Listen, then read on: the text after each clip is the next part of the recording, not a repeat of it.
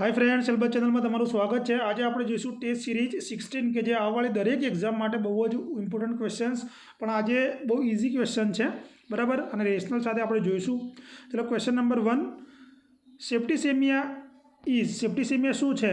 Spread of organisms in blood streams, spastic of toxic product in blood, process of pus formations, invasions and multiplications of bacteria in a blood stream. બરાબર, તો આની અંદર આપણો શું જવાબ આવશે કે સેપ્ટિસેમિયા આપણે કોને કહીએ કે શું થાય બ્લડ સ્ટ્રીમની અંદર બેક્ટેરિયાનું મલ્ટિપ્લિકેશન અને ઇન્વેઝન્સ જોવા મળે। બરાબર, હવે જો સેપ્ટિસેમિયા એટલે શું? સેપ્ટિસેમિયા શું છે કે બોડીની અંદર ગમે તે જગ્યાએ ઇન્ફેક્શન હોય એને આપણે શું કહીએ? સેપ્ટિસેમિયા કહીએ છીએ। એના માટે ઘણા બધા બેક્ટેરિયા જવાબદાર છે પણ એનું એક્ઝેક્ટ કોઝ છે એ અનનોન છે। બરાબર, અને ખાસ કરીને સેપ્ટિસેમિયાના જે ઇન્ફેક્શન ક્યાં જે હોય, યુટીઆઈમાં થયું હોય, લંગ્સ ઇન્ફેક્શન્સમાં થયું હોય, ધારો કે ન્યુમોનિયા હોય, પછી કિડની ઇન્ફેક્શન્સ હોય, બરાબર, પછી એબ્ડોમિનલ એરિયાની અંદર હોય, એથી ઇન્ફેક્શન્સ એન્ટર થઈ અને બ્લડ સ્ટ્રીમમાં જાય અને ત્યાંથી શું થાય મલ્ટીપ્લાય થતું જોવા મળતું હોય છે। બરાબર, અને એક આ સિરિયસ કોમ્પ્લિકેશન છે જેના કારણે ઘણા બધા જે વાઇટલ આપણા ઓર્ગન્સ છે એની અંદર ઇન્ફેક્શન્સ થાય અને એમાં ફેલિયર પણ જોવા મળતું હોય છે। બરાબર, હવે જો સેપ્ટિસેમિયા અને સેપ્સિસ ઘણીવાર બંનેમાં લગભગ તમે ગોતા ખાઈ જાઓ તો સેપ્ટિસેમિયા અને સેપ્સિસ બંને કન્ડિશન્સ આખી અલગ છે।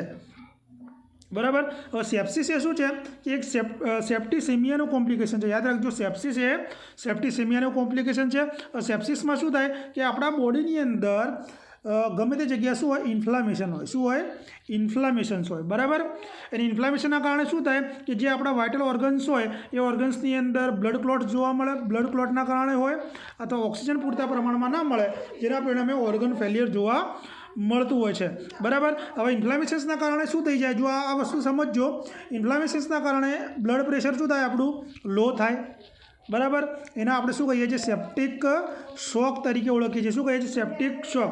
અને સેપ્ટિક શોક બહુ ઘણા કેસની અંદર બહુ ડેન્જર હોય છે। બરાબર, એટલે સેપ્ટિસેમિયાની ક્લિયર થઈ ગયું। હવે સેપ્ટિસેમિયાના કોઝ વિશે આપણે ચર્ચા કરી એ તમને ખબર પડી ગઈ। બરાબર, રિસ્ક ફેક્ટરમાં તો કોઈ પણ સર્જરી કરાયેલી હોય, પછી સેકન્ડરી રિસ્ક ફેક્ટરની અંદર આપણે વાત કરીએ તો હોસ્પિટલ પણ આવી શકે ઇન્ફેક્શન્સ થવા માટેનું મુખ્ય કારણ।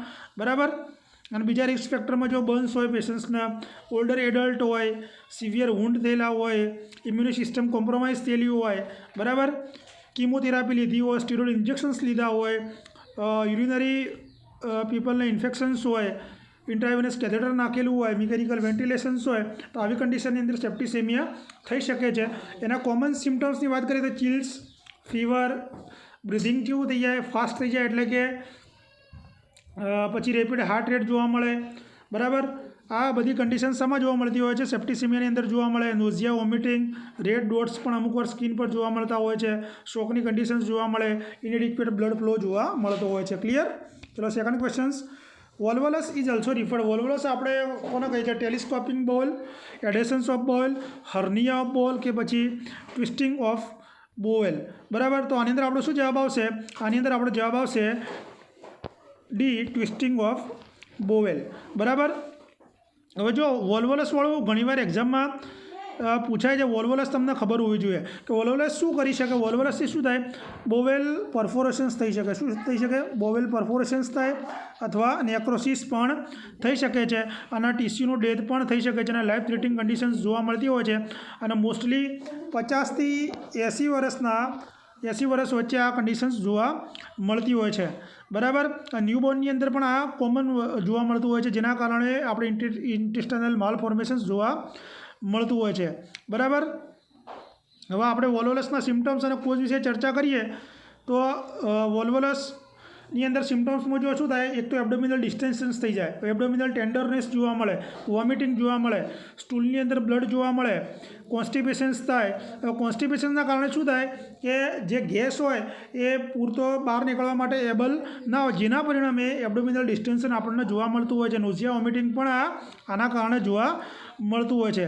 ક્લિયર? આ હતા એના સિમ્ટમ્સ। હવે એના કોઝની આપણે વાત કરીએ તો કે મેન કોઝ તો આપણને ખબર ના હોય પણ જો એનો કોઝ આપણે જાણવા જઈએ તો મેં તમને વાત કરી એમ કે 60 થી 80 વર્ષ વચ્ચે જોવા મળતું હોય છે। બરાબર, પણ એમાં જો ક્રોનિક કોન્સ્ટિપેશન્સ રહેતું હોય, હાઈ ફાઇબર ડાયટ, પછી એબ્ડોમિનલ સર્જરી ભૂતકાળમાં કરાયેલી હોય તો એના કારણે આ કન્ડિશન્સ ડેવલપ થઈ શકે છે। ક્લિયર? ચલો આગળ. Lithotomy position use for operation perineum vagina all of this કે પછી એનાલ કેનાલ. હવે જો લિથોટોમી તમને આ ક્વેશ્ચન્સ ખબર જ હશે તો આની અંદર આપણો જવાબ આવશે એનાલ કેનાલ. બરાબર. હવે લિથોટોમી પોઝિશન્સની અંદર આપણે શું કરતા હોઈએ છીએ, હવે જો આમાં જનરલી કોઈ પણ સર્જિકલ પ્રોસિજર કરવાની હોય અથવા મેડિકલ એક્ઝામિનેશન્સ કરવાની, કયા એરિયાની લોઅર એબ્ડોમન અથવા પેલ્વિસના ભાગની કરવાની હોય ત્યારે આપણે આ પોઝિશન્સ આપતા હોઈએ છીએ. અને ચાઇલ્ડ બર્થ માટે કોમન પોઝિશન આ લિથોટોમી પોઝિશન છે કે ભાઈ ચાઇલ્ડ બર્થ માટે આ આપણે વધારે ઉપયોગ કરીએ છીએ. બરાબર. અને બીજું ખાસ કરીને પેરિનિયમ વજાઇનાને એના માટે પણ આપણે યુઝ કરતા હોઈએ છીએ, અથવા પેલ્વિક ઓર્ગન્સ જોવા માટે પણ આપણે ઉપયોગ કરતા હોઈએ છીએ. ક્લિયર? ચલો. A nurse assess the patient's respiratory status. Which of the following symptoms be an early indicator of hypoxia? જો આમાં બધાને કન્ફ્યુઝન છે આ ક્વેશ્ચન્સની અંદર. રેસ્ટલેસનેસ, સાઇનોસિસ, હાઇપોટેન્શન્સ કે પછી ડિક્રીઝ રેસ્પિરેશન્સ. તો આની અંદર આપણો જવાબ આવશે રેસ્ટલેસનેસ. બરાબર. હું તમને ડીપમાં સમજાવી લઉં. અડધા બધા શું કહે છે કે ભાઈ સાઇનોસિસ, પણ સાઇનોસિસ લેટ છે. કેમ લેટ છે હું તમને સમજાવી જાઉં. પહેલાં હાઇપોક્સિયાની કન્ડિશન જોઈ લઈએ. હાઇપોક્સિયા એટલે શું?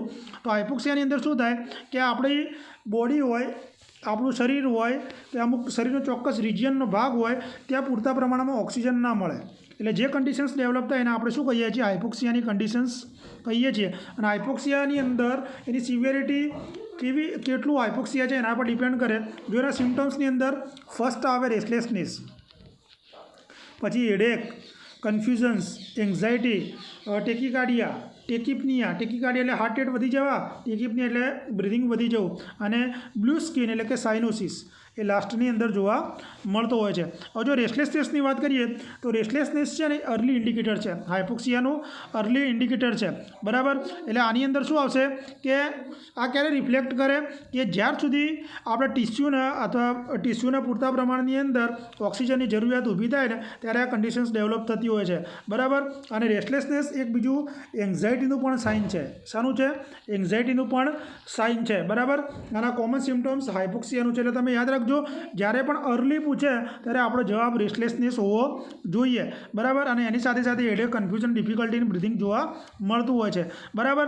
સાઇનોસિસ એટલે મેં તમને ચર્ચા કરી કે ભાઈ બ્લુ ડિસ્કલરેશન સ્કિનનું જોવા મળતું હોય, સ્કિન હોય અથવા મ્યુકસ મેમ્બ્રેન હોય એનું બ્લુ ડિસ્કલરેશન જોવા મળે.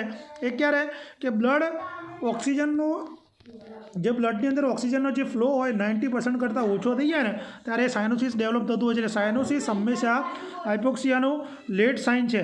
બરાબર. એટલે આમાં શું થાય કે આપણું બોડીનો જે કમ્પન્સેટરી મિકેનિઝમ છે ને એ ફેલ જાય ત્યારે આ કન્ડિશન્સ ડેવલપ થાય, અને પછી હાઇપોટેન્શન એટલે કે બ્લડ પ્રેશર લો થઈ જાય, જેના પરિણામે હાઇપોક્સિયા ઇન્ડ્યુસ શોક અથવા કાર્ડિયક ફેલિયર આપણને જોવા મળતું હોય છે. ક્લિયર થઈ ગયું? હવે સમજણ પડી ગઈ છે. એટલે યાદ રાખજો, અર્લીમાં રેસ્ટલેસનેસ, લેટ પૂછે તો cyanosis. The mother's blood pressure climbs to 170-100 mm of Hg. Which of the following symptoms would suggest to the nurse that the patients may be about the convulse? તો નીચેનામાંથી કયું સિમ્ટમ્સ આપણને સજેસ્ટ કરશે કે ભાઈ કન્વલ્ઝન આવી શકે? બરાબર. તો ઓપ્શન છે increase fetal movement, epigastric pain, decrease temperature, કે પછી યુરિન આઉટપુટ ફોર 40 મિનિટ. તો આની અંદર આપણો શું જવાબ આવશે? તો આની અંદર આપણો જવાબ આવશે એપિગેસ્ટિક પેન. બરાબર. હવે એપિગેસ્ટિક પેન શું છે કે સિવિયર પ્રી એક્લેમ્સિયાનું સાઇન છે. શું છે? સિવિયર પ્રી એક્લેમ્સિયાનું સાઇન છે, જે પ્રેગ્નન્સીનું કોમ્પ્લિકેશન સ્વરૂપે પ્રી એક્લેમ્સિયામાંથી એક્લેમ્સિયાની અંદર કન્વર્ટ થઈ શકે છે. બરાબર. અને એક્લેમ્સિયા શું છે? એક લાઈફ થ્રેટનિંગ કન્ડિશન છે કે જેની અંદર શું આવે કે સીઝર્સ જોવા મળતા હોય છે. બરાબર. અને એપિગેસ્ટિક પેનના કારણે શું થાય કે જે કેમ જોવા મળતું હોય છે? બરાબર. કે આપણે લીવરની અંદર સ્વેલિંગ જોવા મળે. જો મિકેનિઝમ સમજો કે લીવરની અંદર શું જોવા મળે? સ્વેલિંગ. કેમ સ્વેલિંગ જોવા મળે? કારણ કે બ્લડ પ્રેશર વધી જાય અને બ્લડ ફ્લો ઘટી જવાના કારણે આ કન્ડિશન્સ જોવા મળતી હોય છે. પરિણામે શાર્પ અને સ્ટેબિંગ પેન અપર રાઇટ એબ્ડોમનની અંદર જોવા મળતું હોય છે. બરાબર. બીજા સિમ્ટમ્સની વાત કરીએ આપણે તો એ કોઈ એક્લેમ્સિયા સાથે સંકળાયેલા નથી. બરાબર. હવે જો ઇન્ક્રીઝ ફીટલ મૂવમેન્ટ છે એ તો નોર્મલ પ્રેગ્નન્સીમાં જોવા મળે છે, કોઈ સીઝર ઇન્ડિકેટ કરતું નથી. ડિક્રીઝ ટેમ્પરેચર પણ આમાં કોઈ છે નહીં. બરાબર. અને યુરિન આઉટપુટ છે 40 મિનિટ એ કોઈ એક્લેમ્સિયાનું રિલાયેબલ ઇન્ડિકેટર છે નહીં. એ શેના પર ડિપેન્ડ કરે? કિડની ફંક્શન્સ પર, તમે કેટલો ફ્લુઇડ ઇન્ટેક લીધો એના પર ડિપેન્ડ કરે, અને બીજા ફેક્ટર ઘણા કામ કરતા હોય છે. ક્લિયર? ચલો આગળ. Which of the following clinical features alert the nurse to lithium toxicity, કે લિથિયમ ટોક્સિસિટીની અંદર કયા ક્લિનિકલ ફીચર્સ એલર્ટ કરશે? Sudden increase in the blood pressures, marked increase food intake, anorexia with nausea and vomiting, increase agitated behaviour. હવે જો lithium ટોક્સિસિટીની અંદર શું આવશે આપણો જવાબ? તો એનોરેક્સિયા વિથ નોઝિયા અને વોમિટિંગ. બરાબર. હવે જો લિથિયમ ટોક્સિસિટી કેવી કન્ડિશન છે કે આપણા બોડીની અંદર લિથિયમ વધારે પ્રમાણમાં વધી જાય તો એને આપણે શું કહીએ? લિથિયમ ટોક્સિસિટી તરીકે ઓળખીએ છીએ. તેના કારણે આપણને શું જોવા મળે? ઇન્ટેસ્ટાઇનલ અને ન્યુરોલોજિકલ સિમ્ટમ્સ આપણને જોવા મળશે. હવે લિથિયમ શું છે? લિથિયમ એક મૂડ સ્ટેબિલાઇઝિંગ મેડિકેશન છે કે જે આપણે બાયપોલર ડિસઓર્ડર, મેજર ડિપ્રેસિવ ડિસઓર્ડરની અંદર આપણે એનો ઉપયોગ કરીએ છીએ. બરાબર. હવે લિથિયમનો ટિપિકલી આપણે રેન્જની વાત કરીએ તો એક્ઝામમાં પૂછાય છે તો 900 થી 1200 mg પર ડે. બરાબર. mg પર ડે હોય છે. બરાબર. અને લિથિયમનું લેવલ ઘણીવાર એક્ઝામમાં પૂછાય છે. બ્લડ લિથિયમનું લેવલ કેટલું હોય છે? 0.6 to 1.2 મિલી ઇક્વિલન્ટ પર લીટર જોવા મળે છે. એકમ ખાસ યાદ રાખવો. બરાબર. લીટર જોવા મળતો હોય છે. ક્લિયર. હવે જો એનોરેક્સિયા, નોઝિયા અને વોમિટિંગ છે ને એ અર્લી સિમ્ટમ્સ લિથિયમ ટોક્સિસિટીના છે. એ શું કરે કે ભાઈ લિથિયમ લેવાથી ગેસ્ટ્રોઇન્ટેસ્ટાઇનલ ઇરિટેશન્સ અને ડિહાઇડ્રેશનના કારણે આ વસ્તુ જોવા મળતી હોય છે. બરાબર. વધારે પ્રમાણમાં લિથિયમનું પ્રમાણ વધી જાય ત્યારે આ સિમ્ટમ્સ ડેવલપ થતા હોય છે.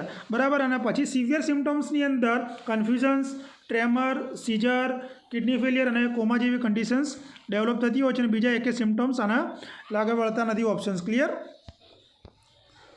જો ફાઇબ્રિનોજન ઇઝ કન્વર્ટેડ ઇન્ટુ ફાઇબ્રિન, તો ફાઇબ્રિનોજન કોના કારણે ફાઇબ્રિનમાં કન્વર્ટ થાય છે? થ્રોમ્બોકાઇનેસ, થ્રોમ્બોકાઇનિન, નોન ઓફ ધી અબવ કે પછી થ્રોમ્બિન. જો ભાઈ આ બી મોસ્ટ એમપી ક્વેશ્ચન છે તો આની અંદર આપણો જવાબ આવશે થ્રોમ્બિન. હવે થ્રોમ્બિન શું છે? કે એક પ્રોટિયોલાઇટિક એન્ઝાઇમ છે. શું છે? એક પ્રોટિયોલાઇટિક એન્ઝાઇમ છે. બરાબર. એ પ્રોથ્રોમ્બિનનું એક ફોર્મ જ છે. એ શું કરે છે કે બ્લડને ક્લોટિંગ કરવામાં મદદ કરે છે અને એનું કન્વર્ઝન શું કરે? ફાઇબ્રિનોજનનું ફાઇબ્રિનની અંદર કન્વર્ટ કરતું હોય છે. બરાબર. હવે ફાઇબ્રિનની અંદર શું હોય કે ફાઇબ્રિન એક ફાઇબ્રસ પ્રોટીન છે. એ શું કરે કે એક મેશ લાઇક નેટવર્ક બનાવે જેના કારણે પ્લેટલેટનું આપણે ટ્રેપ કરી શકીએ અને બ્લડ ક્લોટ આપણે કરી શકતા હોઈએ છીએ. ક્લિયર. ચલો આગળ. Difficulty of swallowing is called. આમાં બી બહુ કન્ફ્યુઝન થાય બધા. ડિસ્પેજિયા ઉતાળામાં ખોટો આન્સર આપીને આવે. એનોરેક્સિયા, નોઝિયા અને ડિસ્પેપ્સિયા. એટલે આજે આવા જ ક્વેશ્ચન લીધા છે મેં. તો આની અંદર આપણો જવાબ આવશે ડિસ્પેજિયા. તો ડિસ્પેજિયા શું છે? કે મેડિકલ ટર્મ છે કે જેની અંદર આપણે સ્વેલોઈંગમાં ડિફિકલ્ટી થાય. બરાબર. જુદી જુદી કન્ડિશન્સમાં જોવા મળતું હોય છે. આ કેમ થાય કે એ નર્વ, મસલ્સ અથવા જે સ્વેલોઈંગ પ્રોસેસની અંદર જે સ્ટ્રક્ચર ઇન્વોલ્વ હોય એના ઇફેક્ટ થવાના કારણે આ જોવા મળતી હોય છે. જેના કારણે માલન્યુટ્રિશન્સ થઈ શકે, ડિહાઇડ્રેશન્સ થઈ શકે, એસ્પિરેશન્સ થઈ શકે અને ન્યુમોનિયા પણ થઈ શકે. બરાબર. હવે જો એનોરેક્સિયા શું છે? એ ઇટિંગ ડિસઓર્ડર છે કે જેના કારણે બોડી વેટ ઓછું થઈ જાય, ફિયર રહે. ફિયર શાનો રહે કે ભાઈ મારું વજન વધી જશે. બરાબર. અને એનું પરસેપ્શન્સ ખરાબ થઈ જાય વજનના બાબતે. અને નોઝિયા અને જે નોઝિયા શાના કારણે જોવા મળે કે સ્ટમક ડિસ્ટ્રેસના કારણે જોવા મળે. ફૂડનું ડાયજેશન પ્રોપર ના થયું હોય તો જોવા મળે. અને ડિસ્પેપ્સિયા શું છે? કે ડિસ્પેપ્સિયા છે ને એક સ્ટમકની કન્ડિશન છે કે જેના કારણે પેન અને ડિસ્કમ્ફર્ટ ક્યાં જોવા મળશે? અપર એબ્ડોમનમાં. યાદ રાખજો ડિસ્પેપ્સિયાની અંદર કે તમે કોઈ બી ખાઓ અથવા પીઓ તો પછી ડિસ્કમ્ફર્ટ અને દુખાવો અપર એબ્ડોમનની અંદર જોવા મળશે. Sudden return of body temperature from high to normal cold, એટલે કે ઊંચા લેવલથી લઈ અને ટેમ્પરેચર એકદમ ઘટી જાય એને આપણે શું કહીશું? રાઇગર ક્રાઇસિસ, ફાસ્ટિજિયમ કે પછી લાઇસિસ. તો આની અંદર આપણો શું જવાબ આવશે? ક્રાઇસિસ.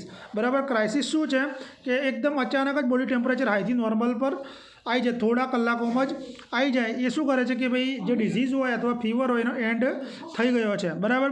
જેના પરિણામે ક્રાઇસિસમાં શું થાય? સ્વેટિંગ જોવા મળે. યાદ રાખજો. પરસેવો વળી જાય, સ્વેટિંગ જોવા મળે, ચિલ્સ અને પેશન્ટ આમ રિલીફ ફીલ કરતું હોય છે. હવે રાઇગર તમે કોના માટે યુઝ કરો કે સડન શું થાય? બોડી ટેમ્પરેચર વધી જાય. બરાબર. જેના કારણે પેશન્ટને શિવરિંગ એટલે ઠંડી લાગે, હેડેક અને મસલ્સ પેન જોવા મળતું હોય છે. હવે ફાસ્ટિજિયમની આપણે વાત કરીએ તો ફાસ્ટિજિયમની અંદર શું થાય કે ડિઝીઝના સિમ્ટમ્સ કેવા હોય કે ખાસ કરીને આ ફિબ્રાઇલ ડિઝીઝની અંદર આ જોવા મળતો હોય છે અને હાઈ લેવલ પર પહોંચી જતું હોય છે. બરાબર. લાઇસિસની અંદર શું થાય? ઝિગઝેગ મેનરની અંદર બોડી ટેમ્પરેચર લો થતું હોય છે. ક્લિયર. અથવા તમે ગ્રેજ્યુઅલી ડિક્લાઇન પણ કહી શકો એને. ક્લિયર. ચલો આગળ. A nurse performed the assessment of patient posted cesarean sections delivery. Which assessment would indicate the need to contact the doctor? Option है जो maternal pulse 85 beat per minute, foetal heart rate 180 beat per minute, haemoglobin of 11 gram, white blood cells 12,000 cubic millimetre. હવે જો ક્યારે આપણે caesarean section delivery કરાવવી પડે તો જ્યારે ફિટલ હાર્ટ રેટ 180 કરતાં વધારે.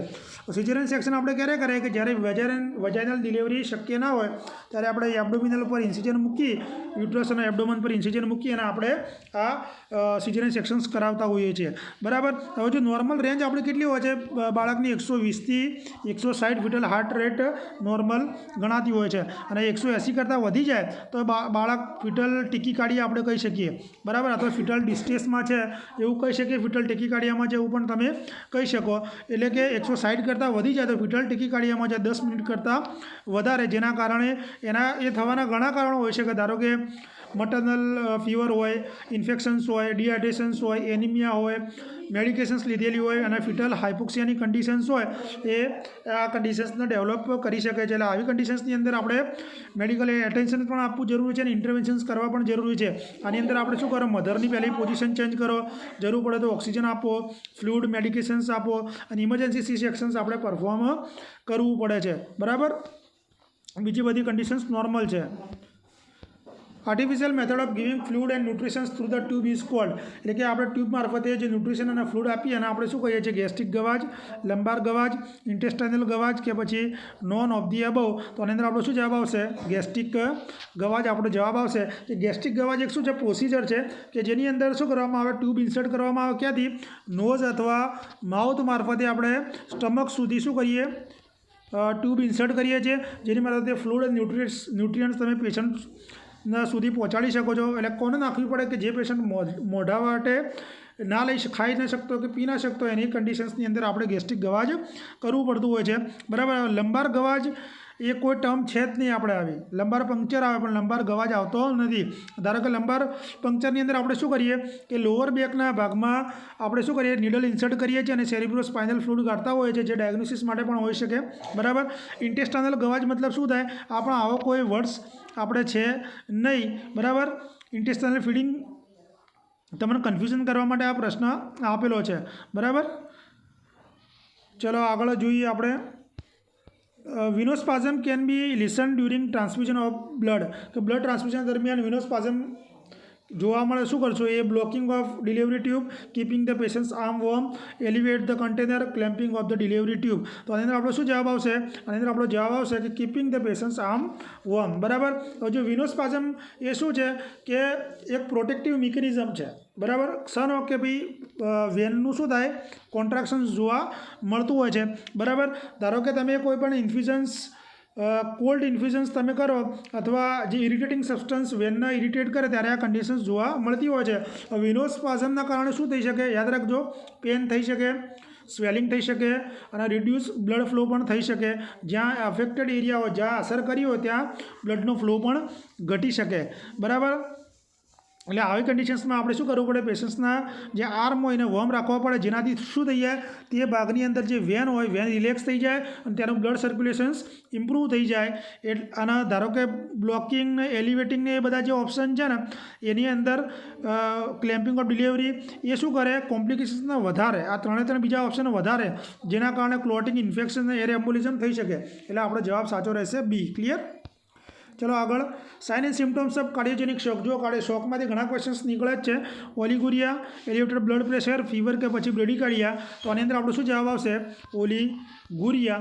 બરાબર. હવે કાર્ડિયોજેનિક શોક છે ને એક લાઈફ થ્રેટનિંગ કન્ડિશન છે કે જેની અંદર શું થાય, હાર્ટ સડનલી પમ્પ કરવાનું બંધ કરી દે. એટલે આપણા બોડીની જે જરૂરિયાત હોય એ બ્લડ પૂરતું મળે નહીં, જેના પરિણામે સિવિયર હાર્ટ એટેક આવે. બરાબર. અને કાર્ડિયોજેનિક શોક આપણે તરીકે ઓળખીએ છીએ. હવે જો કાર્ડિયોજેનિકના શોકની કોઝની વાત કરીએ તો એની અંદર જુદા જુદા કારણો હોય. ધારો કે જે હાર્ટનું પમ્પિંગ ચેમ્બર હોય એમાં કોઈ પણ ડેમેજ થઈ ગયું હોય. બરાબર. અને પૂરતા પ્રમાણમાં ઓક્સિજનવાળું બ્લડ ના મળે હાર્ટને તો પણ કન્ડિશન્સ થઈ શકે. હાર્ટના મસલ્સ ડેમેજ થવાના કારણે થાય. હાર્ટના મસલ્સને કોઈ પણ જાતનું ઇન્ફેક્શન્સ થયું હોય તો પણ થાય. બરાબર. એ એન્ડોકાર્ડિયાટિસની કન્ડિશન્સ હોય તો પણ થાય. પછી એરિથમિયાની કન્ડિશન્સમાં થાય, કાર્ડિયક ટેમ્પોનિડ હોય તો પણ થઈ શકે છે, વાલ્યુલર પ્રોબ્લેમ્સ હોય તો પણ આ કન્ડિશન્સ થઈ શકે છે. હવે ધારો કે કાર્ડિયોજેનિક શોકની અંદર સિમ્ટમ્સની આપણે વાત કરીએ તો શું થાય, પહેલું તો બ્રિધિંગ રેપિડ થઈ જાય, શોર્ટનેસ ઓફ બ્રીથ જોવા મળે, ટેકીકાર્ડિયાની કન્ડિશન્સ થાય, પેશન્ટના લોઝ ઓફ કોન્શિયસનેસ જોવા મળે, વીક પલ્સ જોવા મળે, હાઇપોટેન્શન્સની કન્ડિશન્સ જોવા મળતી હોય છે, સ્વીટિંગ, પેલ સ્કિલ અને ઓલિગુરિયા એટલે કે લો યુરિન આઉટપુટ જોવા મળે. શેના કારણે જોવા મળે કે કિડનીને પૂરતા પ્રમાણની અંદર બ્લડ સપ્લાય, બ્લડ ફ્લો ન મળવાના કારણે આ કન્ડિશન્સ ડેવલપ થતી હોય છે. બરાબર. અને આ બીજા બધા જે આ 3 સિમ્ટમ્સ કોઈ કાર્ડિયોજેનિક શોકના નથી. બરાબર. એ બીજી કન્ડિશન્સમાં ધારો કે ઇન્ફેક્શન્સમાં વધી શકે, ઇન્ફ્લામેશન્સમાં અને હાર્ટ બ્લોકની અંદર આ કન્ડિશન્સ થઈ શકે છે. ચલો આગળ. Abruptio placenta means premature separations of, તો પ્રીમેચ્યોર સેપરેશન્સમાં fetal membrane, normally situated placenta કે પછી abnormal placenta, abnormal situated placenta. હવે આની અંદર આપણે શું જવાબ આવશે કે ભાઈ એબ્રુપ્ચો પ્લેસેન્ટા આપણે શું કોને કહીશું કે નોર્મલી સિચ્યુએટેડ પ્લેસેન્ટાને આપણે કહીશું. બરાબર. હવે એબ્રુપ્ચો પ્લેસેન્ટાના બીજું નામ પ્લેસેન્ટલ એબ્રુપ્શન તરીકે પણ ઓળખીએ છીએ. એક પ્રેગ્નન્સીની એક સિરિયસ કોમ્પ્લિકેશન છે કે જેની અંદર શું જોવા મળે છે કે પ્લેસેન્ટા છે ને યુટ્રાઇન વોલ સાથે ડિટેચ થઈ જાય છે. ડિલિવરી પહેલાં શું થઈ જાય, વોલ સાથે ડિટેચ થઈ જાય, જેના પરિણામે બ્લીડિંગ જોવા મળે, પેન જોવા મળે અને મધર અને બેબી બંનેમાંથી કોઈ પણ ડિસ્ટેન્સમાં જઈ શકે છે. બરાબર. એટલે નોર્મલી જે સિચ્યુએટેડ પ્લેસેન્ટા હોય ઇનર વોલ હોય યુટ્રસની, એમાં શું થઈ જાય છે, એ શું કરે, ખાસ કરીને ઓક્સિજન અને ન્યુટ્રિયન્ટ પ્રોવાઈડ કરે બેબીને પ્રોવાઈડ કરવાનું કામ કરતું હોય છે. બરાબર. હવે એબ્રુપ્ચો પ્લેસેન્ટાના આપણે કોઝની વાત કરીએ તો એક્ઝેક્ટ કોઝ તો છે નહીં, પણ એને રિસ્ક ફેક્ટરમાં જો તો સ્મોકિંગ હોય, હાઈ બ્લડ પ્રેશર હોય, ટ્રોમા હોય, પ્રીવિયસ એબ્રોપ્શન્સ થયેલી હોય તો આવી કન્ડિશન્સની અંદર આ થઈ શકે છે. બરાબર. જનરલી આ 20 વીક પછી ખાસ કરીને જોવા મળતું હોય છે. સાઇન સિમ્ટમ્સની અંદર શું જોવા, વજાઇનલ બ્લીડિંગ આ પૂછાયેલું છે, એબ્ડોમિનલ પેન, કોન્ટ્રાક્શન્સ જોવા મળે, ઇમરજન્સી મેડિકલ કેર આવા કન્ડિશન્સમાં આપણે આપવાની જરૂર પડતી હોય છે. ક્લિયર. ચલો આગળ જોઈએ. For mother receiving magnesium sulfate for symptoms of hypomagnesia, important sign for the nurse to not first treat. જો આ મેગ્નેશિયમ સલ્ફેટવાળો ક્વેશ્ચન વારંવાર પૂછાય છે તો rapid pulse rate, decrease deep tendon reflexes, tingling in the toes કે cool skin temperature. તો આની અંદર આપણો શું જવાબ આવશે, આની અંદર કે ડિક્રીઝ ડીપ ટેન્ડન રિફ્લેક્સિસ.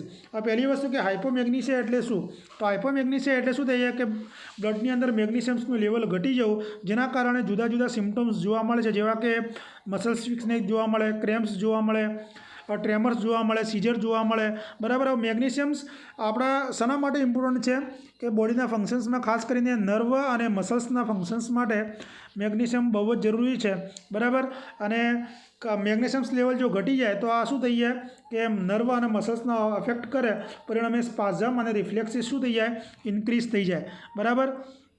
હવે મેગ્નેશિયમ સલ્ફેટ શું છે, મેગ્નેશિયમ સલ્ફેટ એક મેડિકેશન છે કે જે તમે હાઇપોમેગ્નેશિયાની કન્ડિશન્સની અંદર આપણે ઇન્ટ્રાવિનસલી આપવાની હોય છે. એ શું કરશે કે બ્લડની અંદર મેગ્નેશિયમ્સનું કોન્સન્ટ્રેશન્સ વધારશે, જેના કારણે જે નર્વની અંદર મસલ્સની અંદર જે એક્સાઇટેબિલિટી હોય એને શું કરી નાખશે, રિડ્યુસ કરી નાખશે. બરાબર. એટલે આની અંદર આપણે ડીપ ટેન્ડન રિફ્લેક્સિસ એ ડિક્રીઝ છે, એટલે સમજી લેવાનું કે ભાઈ હાઇપોમેગ્નેશિયાની કન્ડિશન્સ જોવા મળશે. ક્લિયર. અને મેગ્નેશિયમ શું છે, એક મિનરલ છે, મોસ્ટ એબન્ડન્ટ મિનરલ છે બોડી માટે. અને કઈ જગ્યાએ સ્ટોર થાય તો એવું બી પૂછે તો બોનની અંદર સ્ટોર થતો હોય છે. બરાબર. અને બહુ સ્મોલ અમાઉન્ટની અંદર બ્લડ સ્ટ્રીમની અંદર આ જોવા મળતો હોય છે.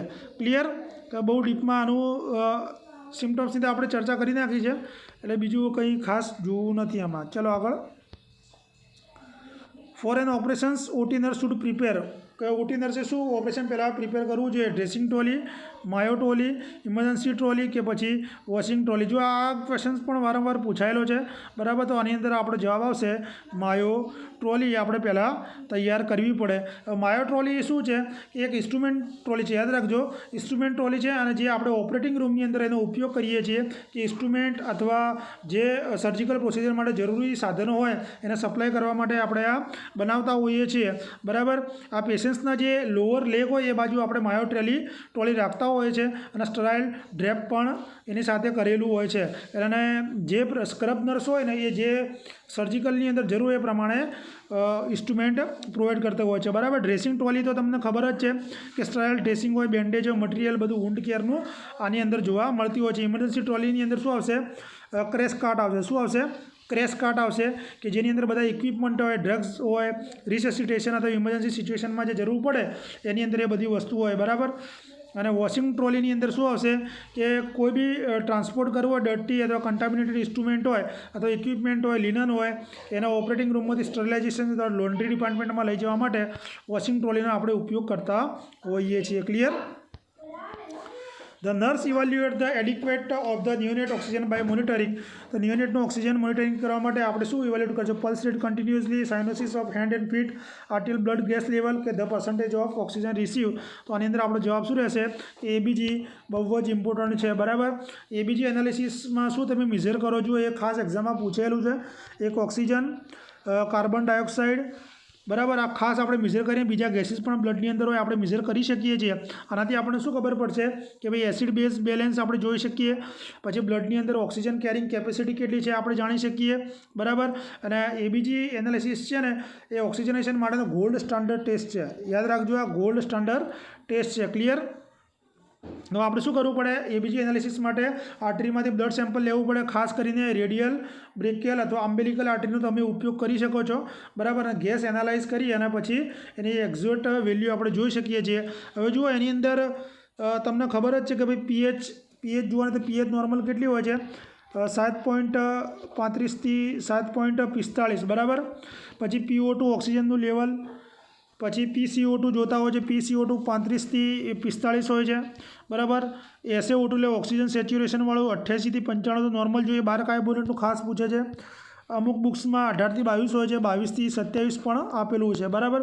દરેક બુકમાં અલગ અલગ જોવા મળતું હોય છે. ઓકે, ચલો આગળ. Which of the following suture material can be autoclave for sterilisation? કયા સુચર મટીરિયલને તમે ઓટોક્લેવ કરી શકો છો? PDS અથવા પોલિએસ્ટર, સિલ્ક, લિનન, પોલીગ્લાયકોટિક એસિડ, કોલોજન્સ, કેટગટ અને પોલીગ્લાયકેક્ટિન. તો આની અંદર આપણો શું જવાબ આવશે?